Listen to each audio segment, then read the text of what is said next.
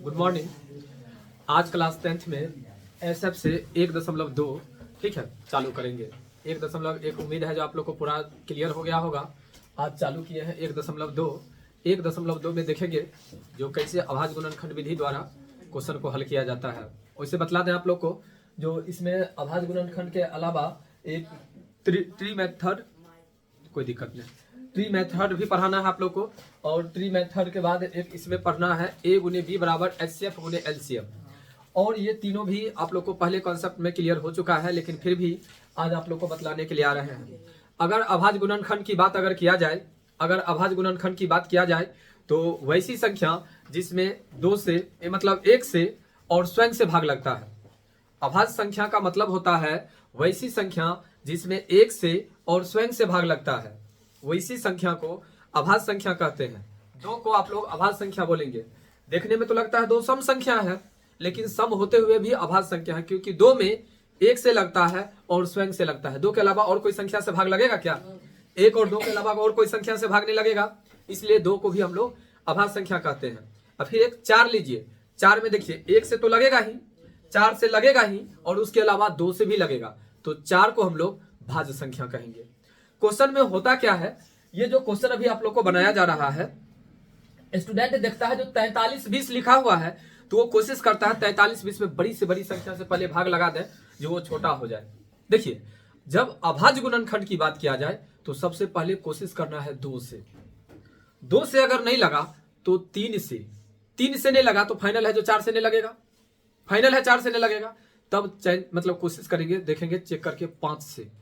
अगर 5 से नहीं लगा तब फाइनल है जो 6 से नहीं लगेगा, क्योंकि 6 से जिस संख्या में भाग लगेगा उसमें 2 से भी लगेगा, उसमें 3 से भी लगेगा, तो 6 का भी बात खत्म हो गया, जिसको हम लोग कहते हैं विभाज्यता का नियम। अगर आप लोग को विभाज्यता का नियम अगर याद है तो अभाज्य गुणनखंड विधि द्वारा बनाने में क्वेश्चन में कहीं पर आप लोग को परेशानी नहीं होगी। अभाज्य गुणनखंड विधि बनाने के लिए आप सभी स्टूडेंट को समझ गए ना, ये विभाज्यता का नियम याद होना चाहिए। विभाज्यता का नियम को याद करके आप लोग क्वेश्चन को बनाना सीखिए। अभाज्य गुणनखंड विधि, अभाज्य गुणनखंड विधि के लिए वैसी संख्या जिसमें 1 से और स्वयं से भाग लगता है, वैसी संख्या को अभाज्य संख्या कहते हैं। ठीक है, याद रहेगा आप लोग को। अभाज्य संख्या किसे कहते हैं? वैसी संख्या जिसमें 1 से और स्वयं से भाग लगता है, उसे अभाज्य संख्या कहते हैं। और सबसे पहले 5 से नहीं, 7 से नहीं, 3 से नहीं, सबसे पहले कोशिश करना है 2 से चेक करने का। 2 से अगर नहीं लगने वाला है तब 3 से, 3 से नहीं लगने वाला है तब 5 से, 5 से नहीं लगेगा तो 7 से, 7 से नहीं लगेगा तब 11 से, क्योंकि 8 से नहीं लग सकता है। 8 से उसी संख्या में लगेगा जिसमें 2 से भी लग सकता है, 4 से भी लग सकता है। बात समझ रहे हैं ना? तो ये विभाज्यता का नियम है जो आप लोग को याद रखना है, और एकदम देखते जाइए, आगे बढ़ते चले जाइए और भाग लगाते चले जाइए। कई स्टूडेंट को क्वेश्चन होता है जो सर भाग नहीं लगेगा, थोड़ा आप देख लीजिए, तो ऐसी कोई बातें नहीं है। आप लोग को समझ होना चाहिए जो भाग कैसे लगाया जाता है। देखिए, आज जो आप लोग को क्वेश्चन बतलाते हैं वही काम करते हैं। इसमें सबसे पहला क्वेश्चन जो दिया है वो थोड़ा बड़ा क्वेश्चन ही दिया है। देखिए 43-20 पहला ही क्वेश्चन में दे दिया है। पहला क्वेश्चन में 43-20 दिया है, तो 43-20 को हम लोग कैसे बनाएंगे वो क्वेश्चन को देखते हैं। अरे बनाए हुए तो अच्छी बात है, देखने में कुछ जा रहा है क्या? विद्या को जितना प्रैक्टिस करेंगे ना, विद्या उतना ज्यादा आपको समझ में आएगी। अभी अगर पढ़े कहते तो बनाए हुए हैं, लेकिन पहला चैप्टर तो आप लोग को जब प्रकरण क्लियर है ना, पूछा जाए पूछेंगे, अस्थिर रहिए ना आप लोग। अभी बारी है फिजिक्स का, आज फिजिक्स में हम बात करते हैं ना, ठीक है, अस्थिर रहिए। देखिए पहला क्वेश्चन क्या कहता है, सो देखिए 43-20 दिया हुआ है। क्वेश्चन कहता है, क्वेश्चन पे ध्यान देंगे, क्वेश्चन कहता है निम्नलिखित संख्याओं को अभाज्य गुणनखंडों के गुणनफल के रूप में व्यक्त कीजिए। अभाज्य गुणनखंड, अभाज्य संख्या तो सबसे पहले आप लोग को पता चल गया, जो वैसी संख्या जिसमें 1 से और स्वयं से भाग लगता है उसे हम अभाज्य संख्या कहते हैं। तो अब तो कोई दिक्कत नहीं है अभाज्य संख्या समझने में। अब बारी बारी से हम लोग भाग देंगे और चेक करते चले जाएंगे जो कैसे है। देखिए यहाँ पर 43-20 में सबसे पहले 2 से देंगे, क्योंकि 0 है, तो 2 दूनी 4, 2 इकाई 2, 1 बच गया, 1 पर 2 12, 2 छक्के 12, 0। फिर देखिए 2 से, 2 इकाई 2 नहीं लगेगा तो 0, 2 अठे 16, 0। 2 से, 2 पंचे 10, 2 चौके 8, 0। फिर 2 से, 2 दूनी 4, 1, 2 सत्ते 14, 0। फिर 2 से, 2 इकाई 2, 2 तिया 6, 1 2 पच्चे 10। अब देखिए 5 3 8 1 9, 3 से लग जाएगा, 3 चौके 12, 3 पच्चे 15। अब फिर 3 से, 3 इकाई 3 1, 3 पच्चे 15, फिर 3 से, 3 पच्चे 15, अब 5 से 1। देखिए ऐसे करके अभाज्य गुणनखंड करेंगे। अभाज्य गुणनखंड करके यहाँ पर लिख देंगे ऐसे 43 20 बराबर में 2 1 2 3 4 5, तो यहाँ पर 5 चढ़ा देंगे। उसके बाद 3 पर 3, 3 पर 3 और यहाँ पर 5 पर पावर 1। यही हमारा आंसर हो गया। देखिए एक क्वेश्चन आप लोग को बना करके बतलाए हैं, ध्यान देंगे। यही क्वेश्चन है आप लोग का, ठीक है। ये क्वेश्चन है 43 20 में, सभी आदमी ध्यान देंगे, ठीक है। जगह थोड़ा कंजेस्टेड है इसलिए थोड़ा मिस हो रहा है बनाने में। 43 20 में पहले 2 से भाग दिए, कहता है अभाज्य गुणनखंड विधि बनाने के लिए। क्या कह रहा है? अभाज्य गुणनखंड विधि बनाने के लिए। जब अभाज्य गुणनखंड विधि कहता है बनाने के लिए, तो अभाज्य गुणनखंड विधि बनाने के लिए हमें अभाज्य संख्या किसे कहते हैं ये चीज का नॉलेज होना चाहिए। अब हम समझ गए जो अभाज्य संख्या वैसी संख्या जिसमें 1 से और स्वयं से भाग लगता है। क्योंकि यहाँ पर 0 दिया हुआ था, 0 दिया हुआ था, इसलिए हम सबसे पहले, मच्छर इतना नहीं देख रहा है, परेशान किए हुए हैं मच्छर भी और लाइन भी दोनों। चलिए अब लगभग नहीं होना चाहिए।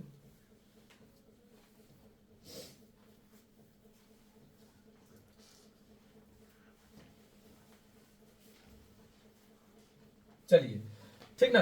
तो सबसे पहले कहता है अभाज्य संख्या, तो अभाज्य संख्या के रूप में सबसे पहले 2 लिए और देखिए यहाँ पर क्या लगा हुआ है 0। तो 0 में तो 2 से भाग लग जाता है, तो 2 से भाग दे तो 21 60 आया। फिर देख रहे हैं 0 है तो फिर 2 से भाग दे तो 10 80 आया। फिर 2 से भाग दे तो 5 40, फिर 2 से भाग दे 2 70, फिर 2 से भाग दे 1 35। अब यहाँ से फेरा पड़ा, अब तो 0 नहीं है। अब 0 नहीं है तो अब क्या करेंगे? तो चेक करेंगे 5 3 8 1 9।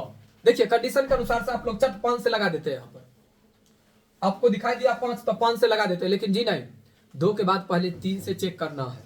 3 से नहीं लगेगा तब 5 से चेक करेंगे। तो 3 से चेक किए तो 3 चौके 12 1 3 पच्चे 15, 3 से लग गया, आया 45। फिर 45 में तो आसानी से लग सकता है, 3 से 15 या 45, फिर 3 से 5 या 15। आप 5 में 1 से लगा दिए।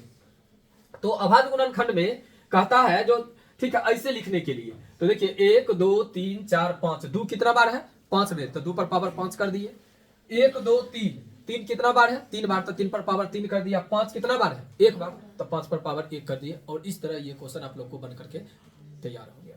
जो स्टूडेंट को उतारना होगा वो ठीक है वीडियो को रोक करके उतार लेंगे। हम चलते हैं अगला क्वेश्चन की ओर। अब देखिए अगला क्वेश्चन क्या कहता है। अगला कहता है 75 60। 2 नंबर में आप लोग को दिया हुआ है 75 60। देखिए फिर यहाँ पर देखिए जो इकाई के स्थान पर क्या दिया हुआ है? 0। 0 दिया हुआ तो ऑटोमेटिक है 2 से भाग लग जाएगा। तो पहले 2 से दे दीजिए, 2 तिहाई 6 1 2 पच्चे 10, सॉरी 2 तिहाई 6 1 2 सत्ते 14, 1 2 अठे 16 0। फिर 2 से, 2 इकाई 2 1 2 अठे 16 1 2 नमा 18 0। फिर 2 से, 2 नमा 18 2 चौके 8 1 2 पच्चे 10। अब देखिए 2 वाला का तो बात खत्म हो गया। अब आया आपको 9 4। यही पागल वाला बात है तुम लोग को। हम क्या कर रहे हैं बोले हैं, जो जब मैथ पढ़ाई चल रही हो तो मैथ को देखो। क्या पढ़ी घर पर जो अभी तुम उल्टा करके फिजिक्स पढ़ रही है? तुम लोग को दिमाग नहीं काम करता है कि एक के पेपर कहो फिजिक्स से पढ़ाने के लिए फिजिक्स से पढ़ाते हैं? पागल आदमी सब कहीं का।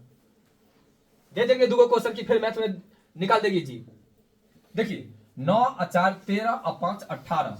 18 में 3 से भाग लग जाएगा, इसका मतलब इसमें भी 3 से भाग लग जाएगा।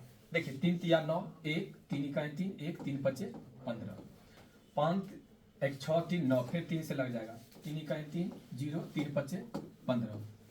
अब देखिए 5 1 6, फिर 3 से लग जाएगा, 3 तिया 9 1 3 पच्चे 15। अब देखिए 5 3 8, क्या 8 में 3 से भाग लगेगा? नहीं लगेगा। इसका मतलब 35 में भी नहीं लगेगा, तब 5 से लगा दीजिए, 5 सत्ते 35 और फिर 7 से 1 हो गया। क्वेश्चन बन करके तैयार हो गया। अब इसको बैठाना है, कैसे बैठाएंगे? तो देखिए यहाँ पर लिखेंगे 75 60 बराबर 2 पर पावर 1 2 3, उसके बाद 3 पर पावर 1 2 3, उसके बाद 5 पर पावर 1 और 7 पर पावर 1 हो गया, बन गया क्वेश्चन।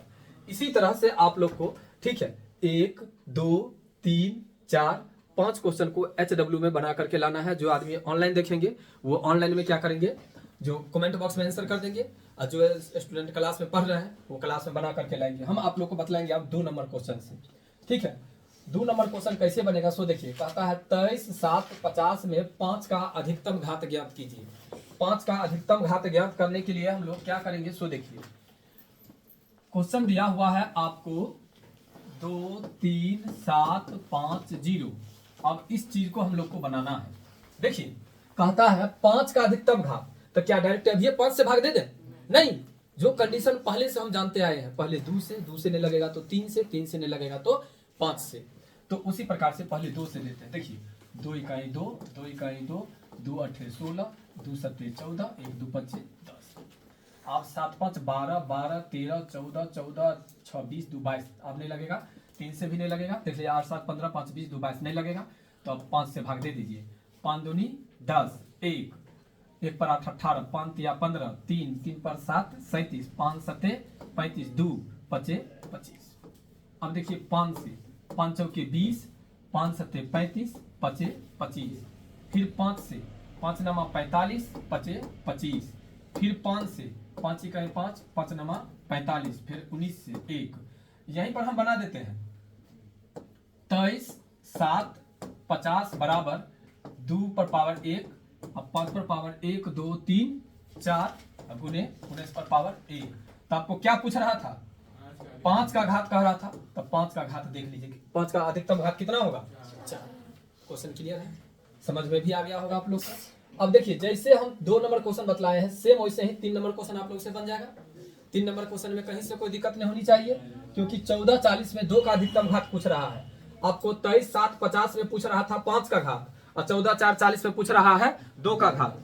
तो अगर जो स्टूडेंट 2 नंबर क्वेश्चन समझ गया, उससे 3 नंबर क्वेश्चन बनने में कहीं से कोई दिक्कत नहीं होगी, 3 नंबर क्वेश्चन बन जाएगा। अब हम देखते हैं 4 नंबर क्वेश्चन, ठीक है। 4 नंबर क्वेश्चन में कहता है यदि, हाँ बन जाएगा ना, तो ऐसा करते हैं, जो इतना ही रहने देते हैं, दूसरा विषय पढ़ा देते हैं। आप लोग 5 तक बना करके लाएंगे, ठीक है, 5 तक बना करके लाएंगे और ये चेक कर लेंगे, उसके बाद हम लोग आगे की ओर चलेंगे, ठीक है। इतना तक में तो कोई दिक्कत नहीं, तो मैथ में इतना ही रहने देते हैं। फिर हम लोग अगला क्लास में कल मिलते हैं, तब तक के लिए आज के लिए मैथ में बाय।